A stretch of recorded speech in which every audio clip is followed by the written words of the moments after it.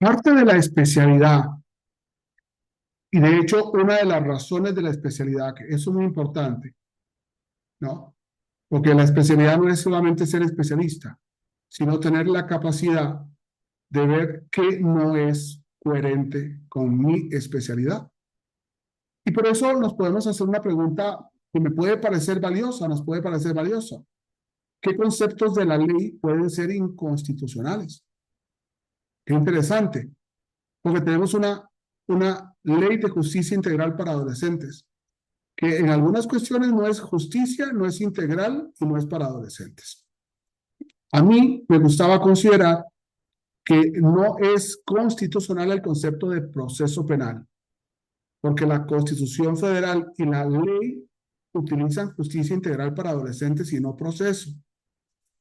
Me parece que es inconstitucional el concepto de prisión preventiva que utiliza la ley de adolescentes porque solo se ha permitido el internamiento provisional y de hecho ustedes me han escuchado hablar de que el centro de internamiento es la casa del juez y me parece que hemos podido analizar las razones por las cuales yo considero esto y podemos hablar de ese tema las veces que ustedes quieran. No es constitucional el concepto de dolo. El adolescente no procede bajo criterios de antijuridicidad ni con criterios de reproche. Es una persona en desarrollo. Por eso la Constitución política nos permite y nos exige hablar de responsabilidad. El juez puede condenar al adolescente cuando demuestra que él sabía lo que estaba haciendo. No sabía antijurídicamente porque conociera la ley, no bajo reproche porque se conociera perfectamente a sí mismo, sino que sabía lo que estaba haciendo.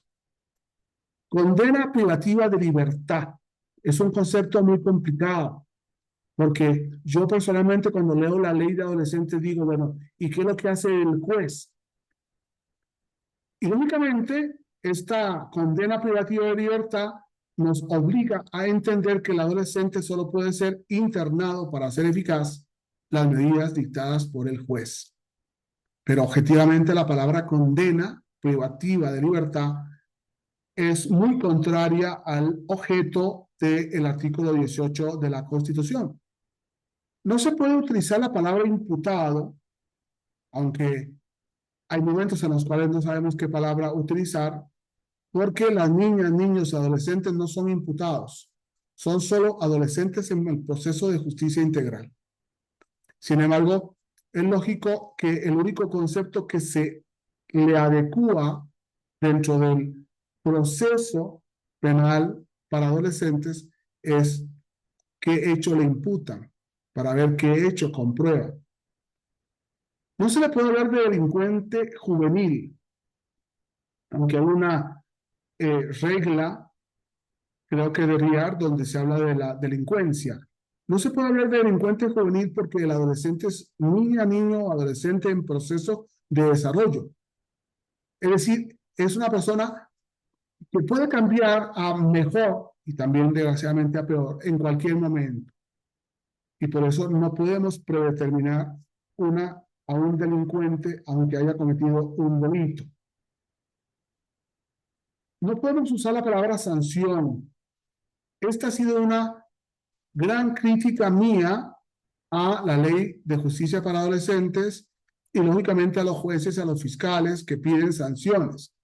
Porque la Constitución política en el artículo 18 utiliza medidas. Creo que es un tema que hemos tocado muchas veces de orientación, de protección y tratamiento. Nunca medidas de sanción. Por eso no podemos hablar nunca de internamiento como sanción. El internamiento solo admite o se admite cuando sea necesario para hacer eficaz las medidas, como ya también vimos. La casa del juez puede ser una casa muy poco visitada o, al contrario, tenerla llena porque necesito al adolescente ahí para para la oportunidad de construir en él educación, enseñanza, salud. Es un tema complejo el resarcir por el daño a víctimas y ofendidos. como lo dice el artículo 60, un adolescente no tiene capacidad económica, ni tampoco puede ser obligado a pagar. Por eso esta es una norma que tendríamos que cuestionarla en el artículo 60 de la Ley de Justicia para Adolescentes. Y por tanto, lógicamente que el trabajo para el pago de el adolescente debería estar estudiando, no trabajando. Y peor todavía, trabajando para resarcir el daño. Por eso yo he sostenido cuando me preguntan esto, que la Comisión de Víctimas tiene que asumir ese daño. Culpabilidad por el acto, como lo dice el artículo 20 de la ley, no. El adolescente no puede ser reprochado derecho delictivo y por tanto no se le puede tener como culpable, sino como responsable. Me preocupa mucho que la autoridad de evaluación de riesgos, como se puede leer en el artículo 71 de la ley, pertenezca al Poder Ejecutivo. Me parece también en adultos que debe pertenecer al Poder Judicial. ¿Quién impone las penas o las sanciones o las medidas? El Poder Judicial. Y entonces, ¿quién es la autoridad de evaluación de riesgos? El Poder Judicial. A mí me ha parecido que en manos del Poder Ejecutivo, como está en todas las entidades federativas, permite al Estado hacer lo que quiera, porque además el Estado tiene la obligación de hacerle ver a la sociedad que no hay delincuencia. La autoridad de suspensión del proceso, conforme al artículo 71 igual, no puede pertenecer al Poder Ejecutivo, sino al Poder Judicial. La suspensión del proceso ha sido aprobada por el juez y debe ser controlada por el juez, no por el Poder Ejecutivo, sino por el Poder Judicial. Igual que la autoridad de supervisión de medidas cautelares. En el plan individualizado de ejecución no puede ser sobre medidas de sanción, sino sobre medidas de tratamiento. Artículo 187 de la ley. Las autoridades de ejecución son las mismas que las administrativas y por ende antes, durante y después, lo que causa un conflicto constitucional.